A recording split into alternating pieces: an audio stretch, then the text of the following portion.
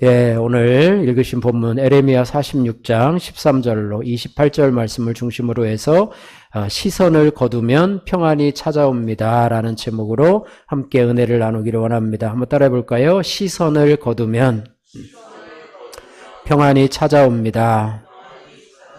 예, 다시 한번요. 시선을 거두면 평안이 찾아옵니다. 예, 여러분 시선이란 말이 좀 익숙하시죠? 벌써 3주째, 오늘까지 3주째 시선에 대한 어느 분이 얘기하더라고요. 이거를 시리즈 설교라고 그러는데 제가 계획한 건 아니지만 어쨌든 3주 동안 시리즈 설교로 시선에 대한 그런 설교를 하게 됨을 감사합니다. 그래서 1주차에는 우리가 위기 속에서도 우리의 시선을 바꾸었을 때 찬양이 되었고요. 또 2주차는 두려운 현실 앞에서도 여호와의 약속에 우리의 시선을 고정했을 때 흔들리지 않는다라는 제목으로 말씀을 정했습니다. 오늘 말씀은 시선을 거두면 평안이 찾아옵니다. 예, 시선을 거두면 평안이 찾아옵니다. 그런 제목입니다. 예, 이렇게 1주차, 2주차에서도 계속 시선을 바꾸라, 또 시선을 고정하라 그랬음에도 불구하고 유다 백성들은요, 남유다 백성들은 하나님께 시선을 고정하는 데 실패하고 자신이 안전해 보이는 애굽 땅으로 도망치고 말았어요. 그래서 하나님은 저와 여러분들에게 너희가 의지하는 세상의 허망함에서 이제는 단호히 시선을 거두어야 진짜 평안이 찾아온다. 우리에게 말씀을 해주고 있습니다. 따라해보세요. 시선을 화려한 세상에서 허망한 세상에서 거둘 때 평안이 찾아옵니다. 예, 할렐루야. 예, 세상은요, 우리에게 늘 무언가 열심히 주목하라, 이렇게 말을 합니다. 경제뉴스를 주목해야 돈을 벌게 되고, 또 눈앞의 위험을 똑똑히 쳐다보고 대비를 해야 살아남는다, 이렇게 가르치는데요. 성경은 반대로 말씀을 합니다. 너희가 참된 평안을 얻으려면 네가 그토록 집착하고 바라보던 세상과 환경으로부터 시선을 거두어 드려야 한다, 이렇게 명령을 하고 있어요. 바벨론이 멸망한 후에 이 남유다에 남겨진 백성들은요, 바벨론이 임명한 유다 총독을 살해합니다. 그리고 그 살해한 그 이유 때문에 바벨론이 다시 쳐들어올 것이라는 두려움이 엄습해서 에레미야 선지자를 찾아가죠. 우리를 위해서 기도해달라. 하나님이 어떤 뜻을 가지고 있나? 이렇게 기도해달라. 당신의 하나님 앞에 기도해달라, 이렇게 얘기를 했는데요. 에레미야가 기도하며 약속의 말씀도 받아내지만 답정너의 신앙인 유다 백성들이 하나님의 말씀을 무시한 채 자신들이 답을 정해놓고 안전지대라고 믿었던 애굽 땅으로 대거 도망쳐서 피난처를 삼았습니다. 그런데 그런 그들에게 하나님의 주시는 말씀이 바로 오늘 본문의 내용입니다. 아울러 저와 여러분들에게도 오늘 우리가 의지하던 그런 피난처와 같은 세상에 대한 시선을 거두면 평안이 찾아오게 될 것이다 라고 말씀하고 있는데요. 오늘 이 부분을 두 가지로 나누어서 한번 살펴보기를 원합니다. 먼저 우리가 찾아볼 첫 번째는 뭐냐면 세상의 화려함, 따라해보세요. 세상의 화려함과 헛된 안정감에서 시선을 거두어야 합니다. 예, 시선을 거두되 세상의 화려함으로부터 또 헛된 안정감으로부터 시선을 거두어야 된다, 이렇게 말해요. 유다 백성들의 눈에 비친요, 애굽은 대단한 나라였습니다. 예, 수천 년의 역사를 자랑하는 피라미드가 서 있었고, 마르지 않는 나일강의 풍요를 가지고 있었고, 또 엄청난 돈으로 고용한 막대한 그런 이 외국인 용병들이 나라를 지켜주고 있었습니다. 예, 당시 이 애굽은요, 자국 군대만으로는 한계가 있어서 엄청난 재정을 들여서 이방 민족들로 구성된 용병을 고용해서 국가 안보를 크게 의존하고 있었던 상태입니다. 예, 그러니까 이 유다 백성들에게는요, 눈에 보이지 않는 이 하나님은 눈에 보이지 않고 나라는 바벨론이 재침공할 거라고 하는 두려움으로 힘들어지니 유다 백성들의 시선이 바로 어디로 향하냐? 그 화려하고 강한 애굽으로 향할 수밖에 없었다라고 하는 것이죠. 아마 저와 여러분들이어도 아마 그렇게 상식적인 어떤 그런 당연해 보이는 그런 결론일 것이라고 하는 것입니다. 여러분, 우리는 최근 뉴스에서 이 베네수엘라의 독재자 13년간 독재 통치를 하던 마두로가 체포되어서 지금 미국 감옥에 갇혀 있지 않습니까? 그날 여러분 아마 기억하실 거예요. 이 베네수엘라 백성들이 얼마나 환호하고 기뻐했던 모습을 여러분 아마 기억하실 것인데요. 그 독재자가 붙잡히기 전까지 그 나라는요, 참 독재자가 통치를 하기 전까지 그 나라는 세계 석유 매장량의 상당량을 보유하고 있는 그런 세계적으로 부유한 나라였습니다. 엄청난 부유한 국가, 중남미에서 엄청난 부유한 국가였는데 독재의 나라를 거치면서 그 나라가 나락으로 치우치게 되고 또 이 데모를 하기 시작했어요. 독재자가 물러가라라고 데모를 했는데 그 독재자는 전혀 물러날 생각을 하지 않고 그들을 압제하고 또 강한 그런 권력으로 끌어안습니다. 우리나라도 지금 뭐 올림픽공원에서 계속해서 2030 세대들이 지금 개헌을 다시 하라, 전국적으로 개헌을 다시 하라, 또 뭐 현장 투표를 하라, 뭐 수개표를 하라, 또 부정선거를 없애라 이렇게 하면서 지금 계속해서 뭐 집회 아닌 집회, 뭐 주도자가 없으니까 집회라고 볼 수도 없겠죠. 어쨌든 그런 것을 하고 있는데요. 어쨌든 그들이 계속 데모를 하면서 한계를 느끼자, 이 베네수엘라의 백성들이 한계를 느끼면서 이제는 그 엘리트들이요, 나라를 떠나기 시작합니다. 이 나라가 소망이 없다. 아무리 데모를 하고 아무리 이렇게 외쳐도 그 독재자는 오히려 더 강한 권력으로 그들을 압제하니까 어떻게 보면 오늘 남유다 백성들이 애굽으로 망명한 것처럼 그들도 그 주변의 나라들로, 뭐 콜롬비아나 이런 나라들로 망명을 하게 되었다라고 하는 것입니다. 참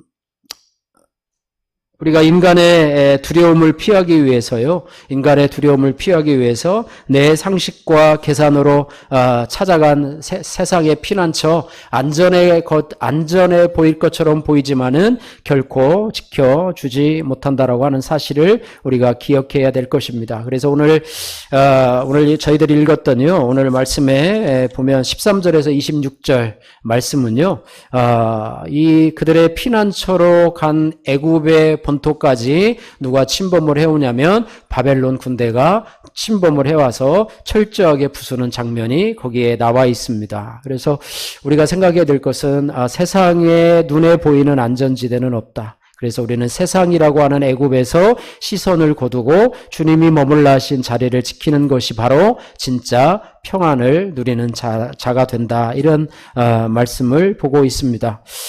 오늘 말씀을 보면은요, 이 하나님이 심판의 도구인 이 바벨론을 들어서 애굽을 치실 때 이 애굽이 자랑하던 강력한 군대와 장사들이 맥없이 쓰러지게 되는 장면을 보게 됩니다. 오늘 15절, 16절 말씀, 15절, 16절 말씀 같이 읽도록 하겠습니다. 너희 장사들이 쓰러짐은 어찌 함이냐? 그들이 서지 못함은 여호와께서 그들을 몰아내신 까닭이니라. 그가 많은 사람을 넘어지게 하심에 사람이 사람 위에 엎드러지며 이르되 일어나라, 우리가 포악한 칼을 피하여 우리 민족에게로 우리 고향으로 돌아가자 하도다. 아멘. 애굽이요, 돈을 주고 막대한 돈을 주고 사왔던 그 든든해 보이던 외국인 이 용병 군사들이요, 여기는 가망성이 없다, 목숨이라도 건지자라고 하면서 16절에 보니까 우리가 칼을 피하여, 포악한 칼을 피하여 우리 민족에게로, 그죠? 우리 민족에게로, 우리 고향으로 돌아가자. 그러면서 돈을 포기하고, 자기 목숨이 중요하잖아요. 그죠? 바벨론의 엄청난 군대가 지금 포악해 오는데 여기서 싸우다가 개죽음을 당할 수는 없잖아요. 자기 민족으로 돌아가자. 이렇게 말하고요. 21절에는 이 외국인 용병을 가르쳐서 외양간에 살찐 송아지 같다. 이렇게 표현을 합니다. 오늘 21절도 같이 한번 읽겠습니다. 또 그 중에 고용꾼은 살진 송아지 같아서 돌이켜 함께 도망하고 서지 못하였나니 재앙의 날이 이르렀고 벌받는 때가 왔음이라. 그 중에 고용꾼, 용병 군대들은 뭐와 같다고 해요? 살찐 숫송아지와 같다. 비만에 걸린 숫송아지와 같아서. 군인들이 살찌면 되겠습니까? 그죠? 배 나오고 이러면 전쟁을 할 수가 없죠. 살찐 숫송아지 같아서 돌이켜 함께 도망하고 서지보다 했나니 재난의 날이 애굽의 땅에 이르렀고 벌받는 때가 왔습니다. 이렇게 기억을 합니다. 또 애굽의 바로의 왕은 어떻습니까? 애굽의 바로는요, 세계 최고의 왕이 아닙니까? 스스로를 태양신의 아들이라 이렇게 일컬었고요. 그 왕관에는요, 이 당당한 코브라 뱀 같던 코브라 뱀 형상을 새겨가지고요, 이렇게 세상을 호령하던 그런 왕이었습니다. 그런 왕에 대해서 17절에 백성들은 그 왕에 대해서 이렇게 비아냥거리는 말을 하는데요. 17절 말씀 같이 한번 읽겠습니다. 17절 그들이 그곳에서 부르짖기를 애굽의 바로 왕이 망하였도다. 그가 기회를 놓쳤도다. 애굽의 바로 왕이 망하였도다. 그가 그 기회를 놓쳤도다라고 이야기를 합니다. 애굽의 바로 왕은요, 소리만 요란할 뿐 결정적인 타이밍에 아무것도 하지 못하는 무능한 지도자일 뿐이라라고 말씀하고 있는 것입니다.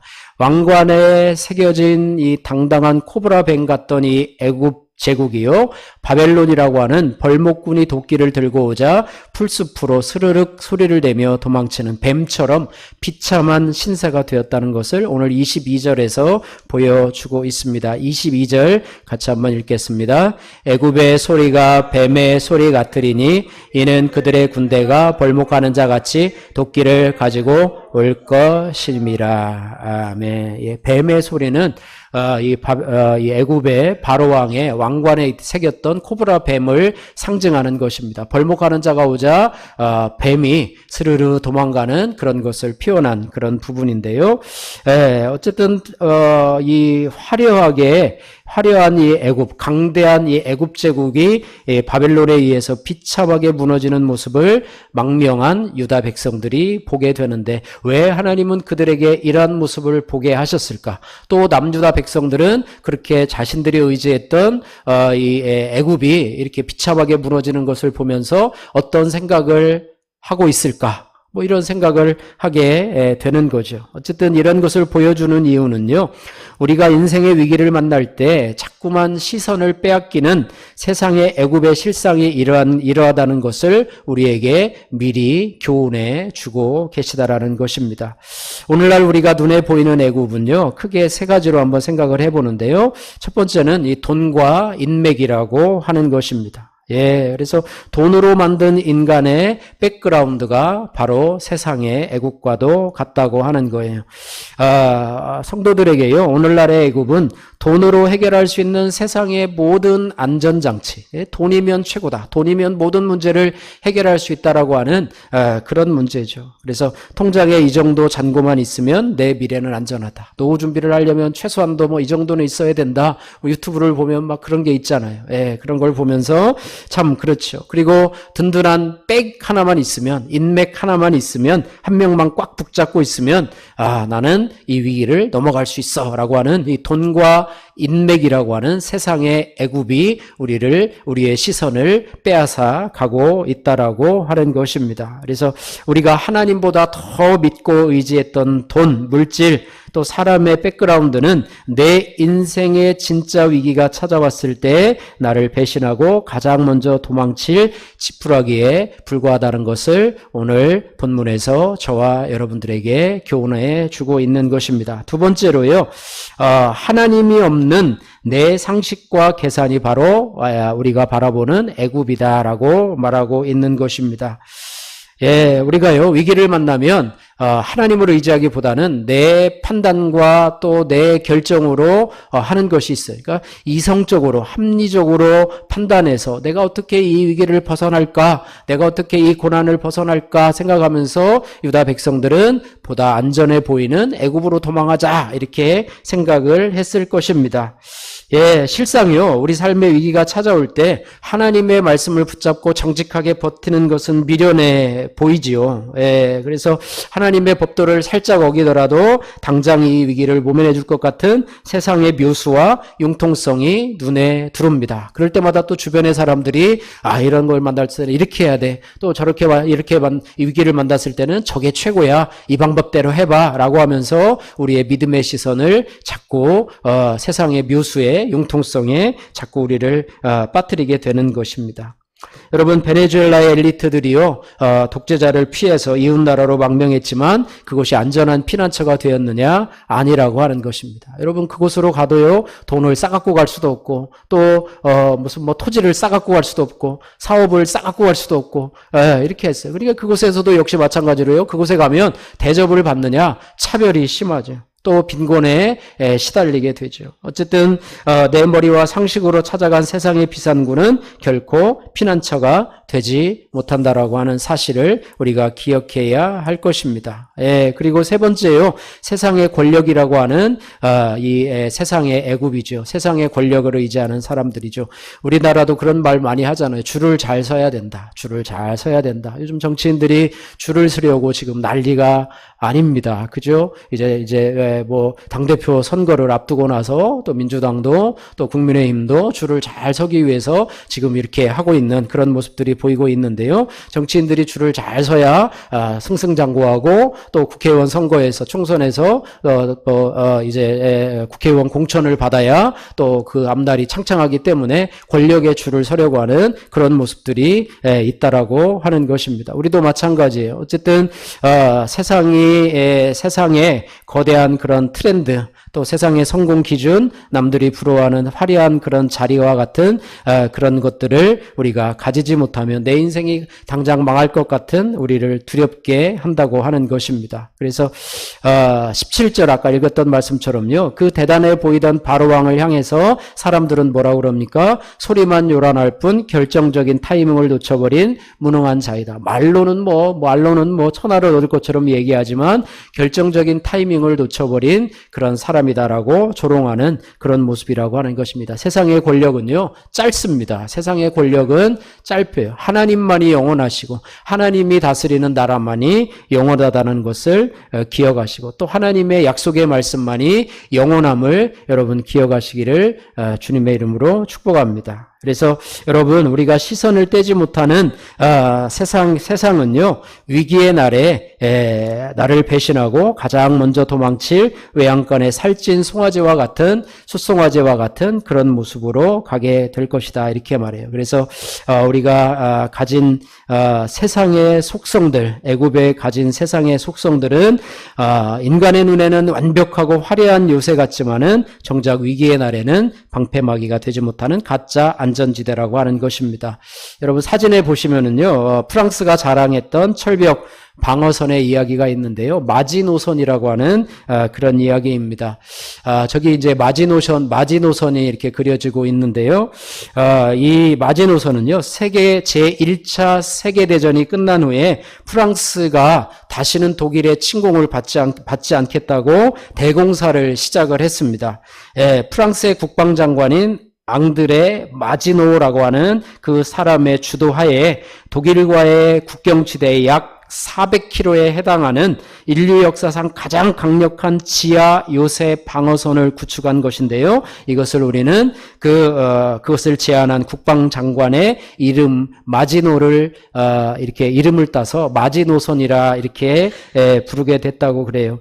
이 요새는요, 상상을 초월했는데 두꺼운 콘크리트 벽으로 적의 어떠한 대포도 뚫을 수 없게끔 만들었고요, 지하에는요, 이 군대들이 몇 달 동안 먹고 자며 생활할 수 있는 완벽한 주거시설을 만들었고, 발전소도 만들었고, 심지어는 극장과 지하철까지 만들어 놓았다고 그래요. 그리고 전면에 배치된 이 대포들은요, 독일 땅을 정주둔하고 있었습니다. 어쨌든 이것을 보면서 그들은 확신을 하고 있었죠. 이제 우리는 안전하다. 저 마지노선이 있는 한 독일 군대는 절대 우리를 건드릴 수 없다. 그들에게 마지노선은요, 영원한 피난처이자 애굽 이었다고 하는 것입니다. 그런데 문제는 1940년도에 제2차 세계대전이 발발했을 때 어떤 일이 일어났는가를 보면 그 마지노선이 얼마나 참 형편없었는가를 알 수가 있습니다. 독일의 히틀러는요, 이 무시무시한 마지노선 요새와 정면으로 충돌하지 않았습니다. 왜냐하면 정면으로 충돌하면 가지도 못해서 총구로 인해서 나오는 그런 이 총알에 다 죽고 말 것이다 생각했기 때문에요. 대신 그 요새의 대포가 서 있지 않는 북쪽의 아르덴 숲과 이웃나라 벨기에를 우회해 가지고 프랑스 후반으로 단 일주일 만에 밀고 들어왔다고 하는 우회 전술을 쓴 것이죠. 그래서 프랑스가 자랑하던 그 거대한 마지노선 요새는요, 독일 군대가 뒤에서 밀고 들어오자 총 한 번도 제대로 쏴보지 못하고 무용지물이 되어서 완전히 무너지게 되었다라고 하는 것입니다. 저기 지도를 보시면 마지노선은요, 독일과 프랑스와의 경계선, 국경선에 400km에 이르러 샜는데 그들의 침공 방향은 옆 나라 벨기에를 통해서 들어왔다고 하는 것입니다. 예, 그래가지고요, 프랑스인들이 영원한 피난처라고 믿었던 요새는 정작 전쟁의 날에 단 하루도 국민들을 지켜주지 못하는 가짜 안전지대가 되었다라고 하는 것이죠. 예, 그래서 남주다 백성들이 보기에도요, 애굽은 영원히 뚫리지 않을 마지노선과도 같았을 것입니다. 그러나 하나님이 심판하시자 북에서 바벨론 군대를 동원하셔서 애굽의 방어선을 뚫고 앞마당까지 들어와서 그 마지노선과도 같은 그런 요새를 허물어뜨렸다라고 하는 것입니다. 예, 여러분, 하나님보다 더 신뢰하는 여러분 인생의 마지노선은 무엇입니까? 이 돈만 있으면, 이 인맥만 내가 가지고 있으면, 이 자격증만 있으면, 내가 이 권력만 붙잡고 있으면 내가 더 이상 안전할 것이다 라고 생각하는 그런 마지노선은 무엇입니까? 예, 그것은요, 주님이 한번 손대시면 총 한 번 쏴보지 못하고 무너질 프랑스의 마지노선과도 같다는 것을 기억하시면서, 여러분, 우리의 진짜 마지노선은 바로 하나님 한 분이심을 여러분 꼭 기억하시기를 주님의 이름으로 축복합니다. 그래서 세상의 마지노선을 여러분 거두시면 그 안에 하나님의 평강이 우리에게 임하게 될 줄로 믿습니다. 두 번째로는요, 27절에서 28절 말씀인데요, 우리가 하나님 앞에 시선을 고정해야 된다, 이런 말씀을 해주고 있습니다. 27절, 28절 같이 한 목소리로 같이 읽겠습니다. 내 종 야곱아 두려워하지 말라, 이스라엘아 놀라지 말라. 너를 먼 곳에서 구원하며 내 자손을 포로된 땅에서 구원하리니 야곱이 돌아와서 평안하며 걱정 없이 살게 될 것이라. 그를 두렵게 할 자가 없으리라. 여호와의 말씀이니라. 내 종 야곱아 내가 너와 함께 있나니 두려워하지 말라. 내가 너를 흩었던 그 나라들은 다 멸할지라도 너는 사라지지 아니하리라. 내가 너를 법도대로 징계할 것이요 결코 무죄한 자로 여기지 아니하리라 하시니라. 아멘. 오늘요, 이 13절에서부터 28절까지 읽으셨는데요. 이 본문은 두 종류로 나눠져 있어요. 먼저 우리가 일대지에서 살펴본 13절에서 26절 말씀인데요. 여기는 바벨론 군대에 의해서 애굽이 아주 폭망하는 그런 장면들이, 무시무시한 장면들이 기록이 되어 있고요. 또 이제 27절에서 28절은 이제 상황이 완전히 180도 바뀌어가지고 마치 정말로 따뜻한 아버지의 음성이 들려오는 것 같은 그런 모습으로 묘사가 되어진다라고 하는 것입니다. 어쨌든 세상에서 가장 화려했던 이 애굽에 피난했던 이 유다 백성들에게요, 하나님이 뭐라고 말씀을 하시냐면 이렇게 말씀하고 있습니다. 27절에 이렇게 말씀해요. 내 종 야곱아 두려워하지 말라. 한번 따라해 보세요. 내 종 야곱아 두려워하지 말라. 이스라엘아 놀라지 말라. 예, 그러면서 뭐라고 얘기해요? 내가 너를 먼 곳에서 구원하며 내 자손을 포로된 땅에서 구원하리니 야곱이 돌아와서 평안하며 걱정 없이 살게 될 것이라. 그를 두려워할 자가 없으리라 라고 얘기를 하면서 또 28절에도 내 종 야곱아 내가 너와 함께 있나니 두려워하지 말라. 내가 너를 흩었던 그 나라들을 다 멸할지라도 너는 사라지지 아니하리라. 이렇게 말해요. 하나님의 말씀을 불순종하고 애굽으로 찾아갔던 이 유다 백성들에게, 만약에 저와 여러분들이 하나님이면 괘씸해가지고 그들에게 이런 말은 절대로 하지 않았을 거예요. 그죠? 내 말을 불순종하고 그것에 가더니 참 이 봐라, 이 현실을 봐라 라고 하면서 그들을 아마 혼쭐을 내놓고 아마 그렇게 아마 파멸로 아마 눈도 마주치지 않고 뒤돌아서 잘됐다, 꼴 좋다 하면서 아마 돌이킬 것이 저와 여러분들의 수준이라고 생각을 하는데 하나님은 그렇지 않은 하나님이시라 말씀하고 있습니다. 그죠? 내 종 야곱아 두려워하지 말라, 이스라엘아 놀라지 말라 이야기를 하고 있습니다. 하나님이 이 불순종한 유다를 끝까지 포기하지 않느냐. 여러분 구약 성경 보면은요, 불순종한 이 이스라엘 백성들에게 선지자가 나타나가지고 너희가 배반했을지라도 내가 너를 다시 불러들일 것이고 너희가 불순종했을지라도 내가 너희를 다시 안으리라라는 말씀들이 너무나 많고요. 이런 부분들은 우리가 잘 이해가 되지 않는, 하나님 왜 저렇게 하실까라고 생각을 하는데 이 부분에 대한 설명을 오늘 드릴 테니까 여러분 확실하게 아셔서 이제 성경 읽으실 때 그 부분에 대해서 혼돈하지 않기를 바랍니다. 이 두 부분에 대한 이 말씀은 뭐냐면 왜 그렇게 이 불순종한 유다를 이렇게 챙겨주시느냐, 그 부분에 대한 이유는 뭐냐면 그들의 조상 아브라함과 다윗에게 하신, 따라해보세요, 하나님의 언약의 신실함 때문입니다. 하나님은요, 약속의 하나님이세요. 하나님은 언약의 하나님이세요. 우리는 그렇잖아요. 약속해 놓고, 아이고, 내가 사정이 생겨서 못 간다. 내가, 정말로 상황이 어려워서 돈을 못 갚는다. 언제 약속했냐?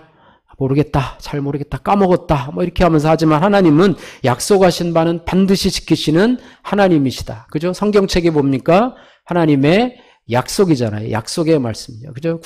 구약의 약속, 올드 테스트먼트, 또 뉴 테스트먼트 그래가지고 구약과 신약, 약속의 하나님이신데요. 이것이 신약에서 말하는 두 가지로 이야기를 하면 무조건적인 선택과 견인의 은혜라고 하는 거예요. 한번 따라해보세요. 무조건적인 선택과 견인의 은혜입니다.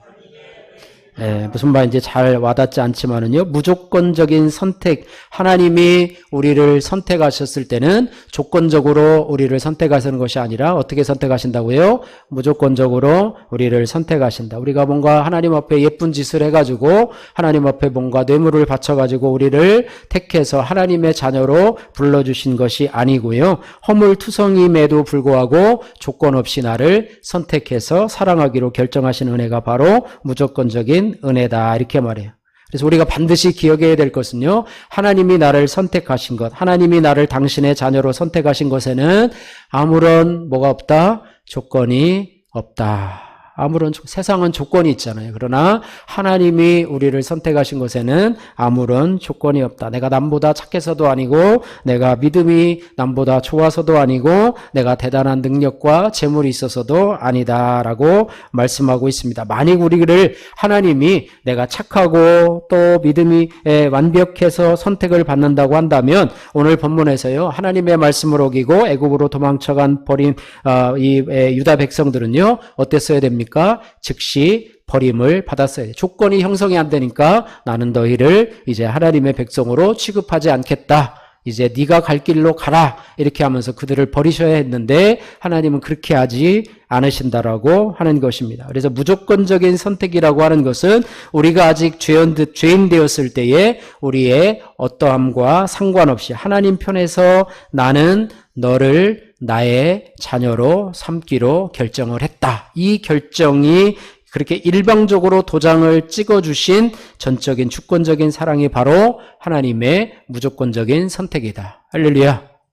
여러분 조건으로 선택해 주셨으면 좋겠습니까? 아니면 하나님이 이렇게 무조건적으로 나를 선택해 주신 것에 대한 감사가 넘칩니까? 여러분 어느 쪽입니까? 나는 그래도 괜찮은데 이 조건을 가지고 하나님이 택해 줬으면 내가 좀 우쭐했을 텐데 라고 하지만 저와 여러분 중에는 그럴 만한 그런 조건을 갖춘 분이 저들을 포함해서 한 사람도 없는 줄로 믿습니다. 또 하나는요, 이 성도의 견인이라고 하는 것입니다. 참 중요한 단어인데 이것은 뭐냐면 내가 하나님의 손을 붙잡고 있는 것이 아니라 하나님의 손이 불순종하는 나를 끝까지 붙들고 가시는 은혜가 바로 무슨 은혜라고요? 성도의 견인이라고 하는 은혜라고 하는 것입니다. 여러분 견인 운전해 보시는 분은 아시잖아요. 그죠? 사고가 나면 이게 견인 그 레카차가 오잖아요. 레카차가 와서 하는 일이 뭡니까? 레카차가 와서 하는 일이 뭐래요? 예, 끌고 가잖아요. 그죠? 거기다 얼검해가지고 끌고 가요. 강제로 끌고 가잖아요. 뭐 어디 부서지고 어디가 고장나서 서 있으면 레카차가 오면 여러분 반가워요? 반갑지 않아요? 반가워요. 반가워요. 물론 뭐 무료도 있고 또 거리에 따라서 돈도 내야 되지만 레카차가 오면 내 차를 견인해 가는 것이죠. 그래서 우리도 마찬가지입니다. 성도의 견인도요. 마찬가지입니다. 하나님이 우리가 망가지고 또 우리가 부서지고 또 우리가 고장이 났을 때 하나님이 레카차를 출동해서 우리를 끌고 가세요. 할렐루야. 버려두고 가는 것이 아니라 하나님이 우리를 레카차로 견인해서 끌고 가시는 것이다. 우리가 연약해서 넘어지고 낙심해서 좌절이 되고 심지어는 죄를 짓고 하나님을 떠나 도망칠 때에도요. 하나님은 우리를 포기하지 아니하시고 레카차를 동원하셔서 끝까지 우리를 추적하셔서 어디로 끌고 가시느냐? 카센터로 끌고 가는 게 아니라 어디로 끌고 가요? 구원의 자리로 우리를 끌고 가시는 하나님이시다. 이렇게 말씀하고 있습니다. 28절 말씀에 보시면은요. 하나님은 애굽으로 도망친 백성들을 때려서라도 다시 데려오겠다. 견인하겠다. 말씀하고 계시는 것입니다. 28절 보시면 여호와의 말씀이니라 내 종 야곱아 내가 너희와 함께 있나니 두려워하지 말라. 내가 너희를 흩었던 그 나라들은 다 멸할지라도 너는 사라지지 아니하리라. 이렇게 말해요. 근데 여기에서 우리의 믿음의 약점이 있는데 우리가 그렇게 하나님의 무조건적인 은혜와 또 성도의 견인이라고 하는 하나님은 나를 결코 포기하지 않으니까 그러나 나는 그러면 우리는 어떻게 하느냐? 그럼 내 맘대로 살아도 되겠네. 나는 그냥 그렇게 살면 하나님이 내가 무슨 짓을 하더라도 하나님이 레카차를 끌고 와가지고 나를 끌고 가실 것이니까 괜찮네 라고 하면서 불순종을 밥 먹듯이 하고 죄짓기를 밥 먹듯이 하고 죄짓고 회개하면 되지 뭐 이렇게 하면서 그냥 방종으로 살아갈 수 있다고 생각하는 그것은 우리에게 잘못이라고 하는 것입니다.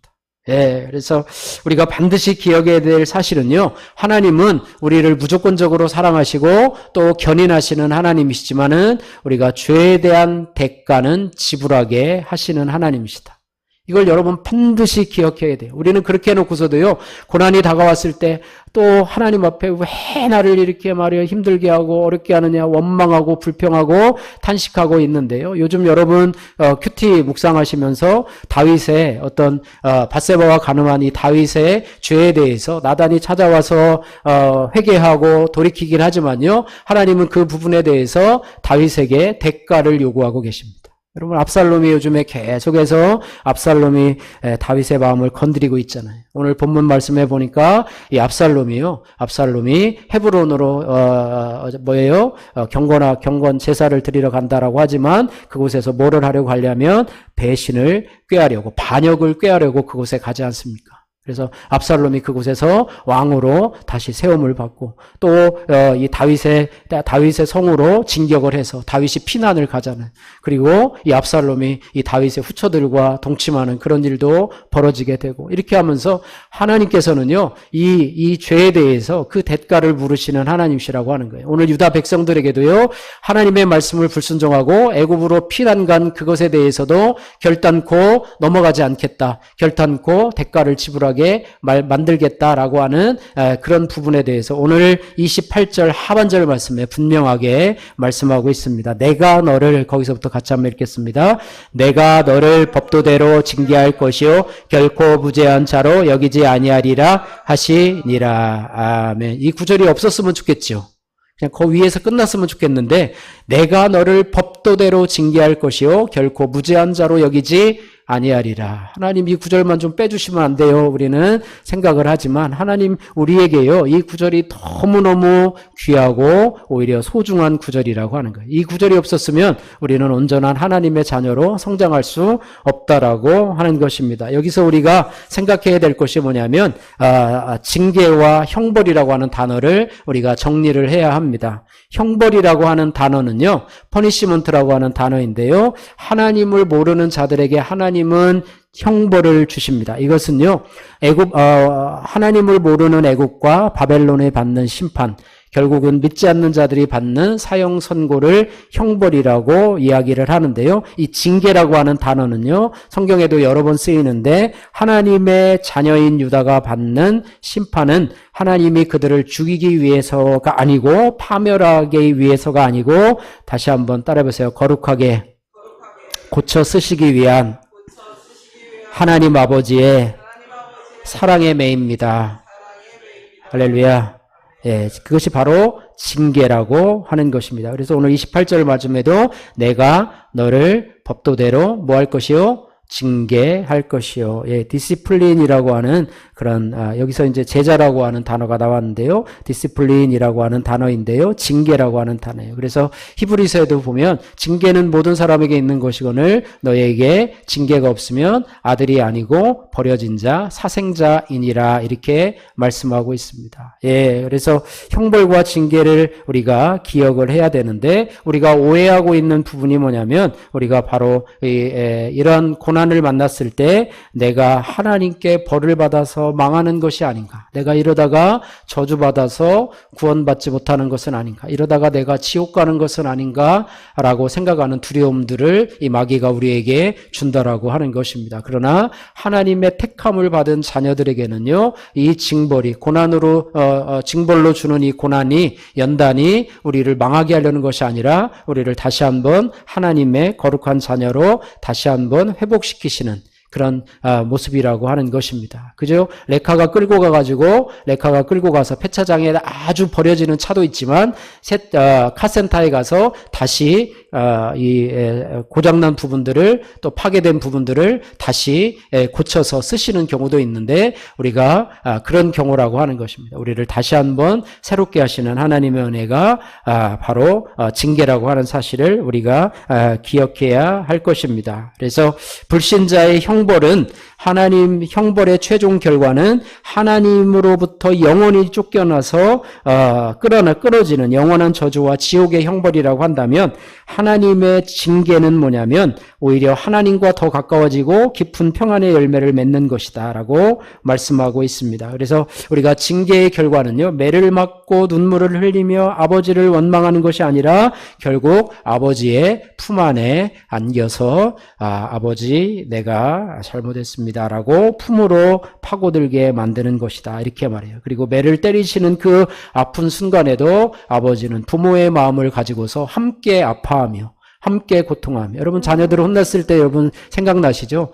혼내놓고 그 자녀들을 며칠째 방치하십니까? 아니면 곧 가서 미안하다 그러면서 여러분 안아주십니까? 예, 알아주고 그 또 이야기를 매를 때리고 가서 설득하고 안아주며 서로 눈물을 흘리는 과정이 하나님과 하나님의 자녀의 그런 모습이라 말씀하고 있습니다. 그것이 바로 하나님의 사랑이라고 하는, 그래서 내가 너와 함께 있나니 두려워하지 말라라고 하시면서 하나님께서 울면서 하나님의 자녀들을 붙들고 있고 남유다 백성들을 붙들고 계시는 장면이 바로 우리들의 장면이라 이렇게 말씀을 하고 있었습니다. 그래서 우리가 어떤 상황에도요, 하나님은 우리의 안전지대가 되신다. 이 부분을 여러분 확실하게 믿으셔야 될 줄로 믿습니다. 세상은 나의 안전지대가 되지 못하고 세상은 나의 가짜 안전지대를 제공하지만 우리의 안전지대요, 영원하고 견고한 피난처는 바로 하나님 한 분이심을 여러분 분명하게 믿으실 때 거기에 하나님의 평안이 우리에게 임하게 된다라고 하는 말씀입니다.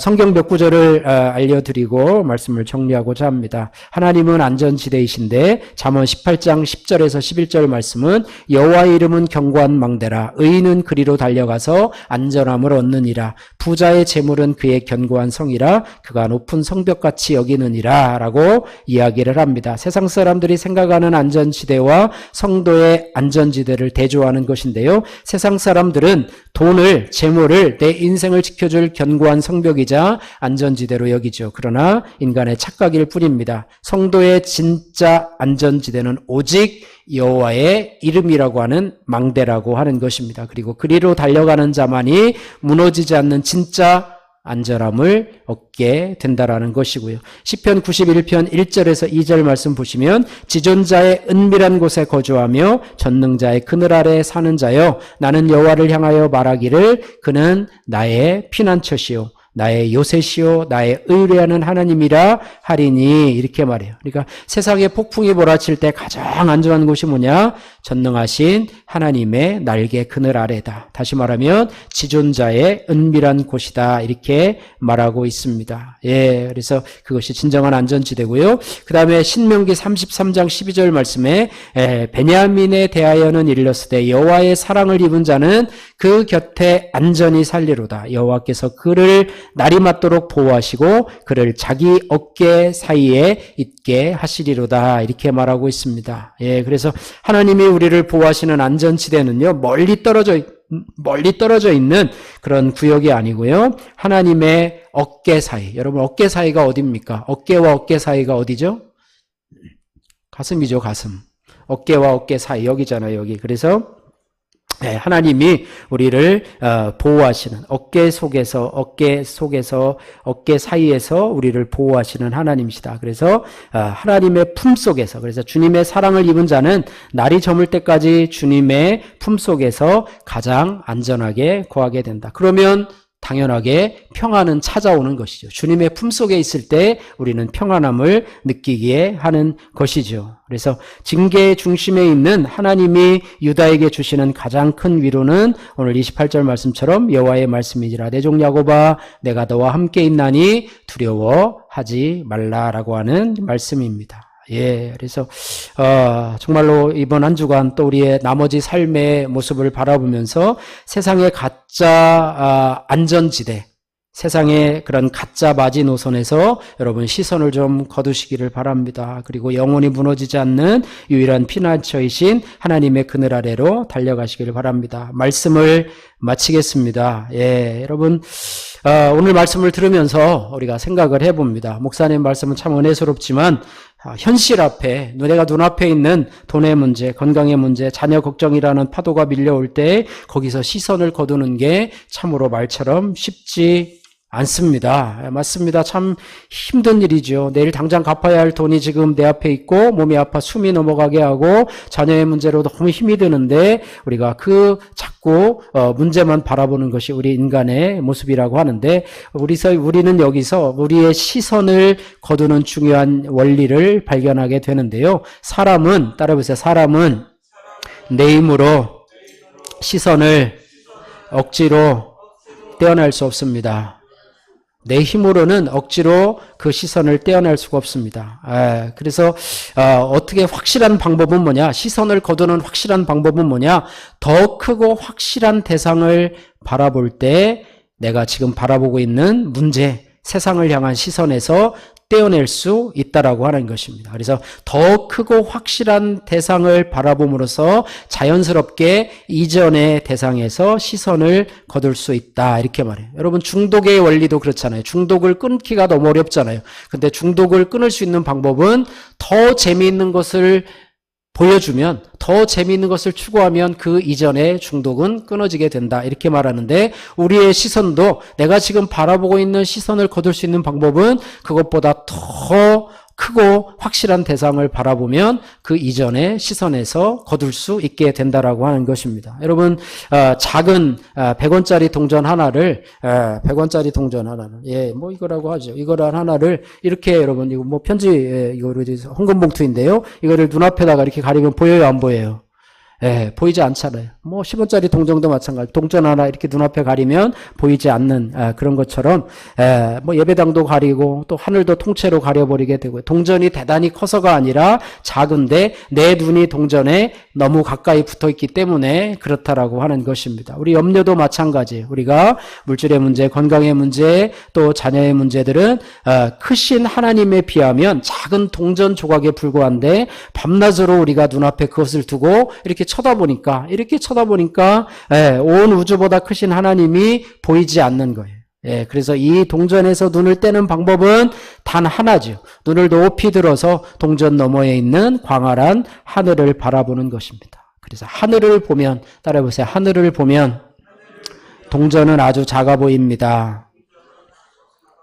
오늘 예화 하나 마치고 오늘 말씀을 정리하겠습니다. 오늘 사진에 보시면은요, 이 코리텐 붐 여사의 사진인데 여러분 아마 들어보셨을 거예요. 그래서 이 코리텐 붐 여사는요, 2차 세계대전 당시에 나치의 악명 높은 아우슈비츠 수용소에서 지옥 같은 공포를 견뎌냈던 여사인데요.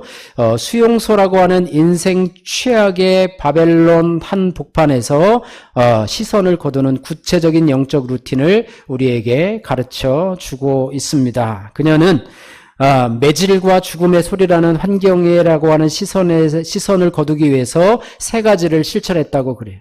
첫 번째는 뭐냐면 밤마다 의지적으로 성경책을 펼쳐서 그 약속을 눈앞에 보았다라고 하는 것입니다. 성경책을 펴서 하나님의 말씀을 보았다라고 하는 이것이 바로 시선을 거두기 위한 하나님의 말씀. 그래서 여러분 염려와 근심이 있을 때 여러분 의지적으로라도 여러분 성경 말씀을 좀 펴보시길 바랍니다. 어떤 분 그러잖아요. 하루라도 내가 책을 읽지 않으면 뭐에 가시가 돋친다고요? 입안에 가시가 돋친다. 그러니까 우리는 반대로요. 하루라도 내가 성경책을 읽지 않으면 우리의 시선이 좁아지게 되고 염려에 사로잡히게 된다. 여러분 성경책을 의지적으로라도 그렇다고 짠 하고 펴가지고 또 짠 하고 펴셔가지고 하지 마시고요. 여러분 차분차분하게 읽으시길 바랍니다. 어제 내가 1장에서 3절 읽었으면 오늘은 4장에서 5절 읽겠다 해가지고 성경책을 의지적으로 펴시고 여러분 그것을 읽으시고 바라보시길 바랍니다. 두 번째는요. 사방에 가득한 벼룩대가 있었대요. 감옥에는요, 이 벼룩대가 막 버글버글하고 있었대요. 그래서 벼룩대를 보고 원망하는 대신에 이 고난 뒤에 하나님의 선하신 섭리가 있음을 입술로 먼저 선포하면서 그 벼룩대를 보면서 믿음으로 감사를 했대요. 하나님, 이 벼룩대를 주심에 감사드립니다. 감사가 돼요, 안 돼요? 벼룩대 이거 잡아야 돼. 이놈의 벼룩대 잡아야 소용이 없잖아요. 근데 벼룩대를 보면서 이렇게 시선을 옮긴 거예요. 하나님을 보면서 이 벼룩대를 주신 것도 하나님이 뜻이 있겠지. 이제 앞으로 모기가 극성을 부릴 텐데요. 모기를 보면서도 하나님 감사합니다 하고 이렇게 한다면. 그래서 나중에 알고 보니까요. 이 벼룩대들 때문에 이 나치 간수들이 전염병이 무서워서 막사에 들어오지 않았다고 그래요. 그래서 그 안에서 코리텐 붐 여사가 마음껏 예배를 드릴 수 있는 안전지대가 되었다. 나중에 고백을 하는. 나중에 보니까 이 벼룩대 때문에 오히려 간수들이 들어오지 않아가지고 오히려 그곳이 예배 드릴 수 있는 안전한 처사가 되었다. 이렇게 감사를 하고요. 세 번째로는 이 나치 간수들 앞에서 이 이스라엘 사람들이 이 알몸으로 신체 검사를 당하는 모욕적인 순간이 있었대요. 그러면 얼마나 절망적입니까? 여러분 영화에서도 보셨잖아요. 그죠? 영화에서도 그 나치 영화 보면 벌거벗은 모습들이 막 등장하고 있는데 그런 모욕의 순간마다 그 시선을 어떻게 극복을 했느냐? 어떤 것을 생각을 했느냐? 생각해 보니까 나를 위해서 십자가 위에서 벌거벗겨진 채 온 몸으로 고통을 당하시고 수치를 당하신 예수 그리스도를 생각하면서 자신의 이런 수치스러운 상황을 이렇게 보았다 이렇게 말씀하고 있습니다. 그러면서 시선을 옮기기 위해서 이런 방식으로 날마다 하나님의 말씀을 의지적으로 펴보았고 그런 어떤 불평할 수 있는 그런 어떤 이런 벼룩대와 같은 환경에서도 오히려 하나님 앞에 감사했고 이런 수치스러운 순간에도 예수님의 고난을 생각하면서 시선을 일부러 바꾸었는데 그녀는 이제 여기서 이야기를 합니다. 세상을 바라보면 낙심할 수밖에 없습니다. 내 내면을 바라보면 좌절할 수밖에 없습니다. 그러나 오직 예수 그리스도를 바라보십시오. 당신은 비로소 평안을 얻게 될 것입니다. 라고 말을 했습니다. 여러분 3주간의 여정을 우리가 기억하시면서 여러분 시선을 바꾸는 것이 얼마나 중요한 것임을 우리가 알게 됩니다.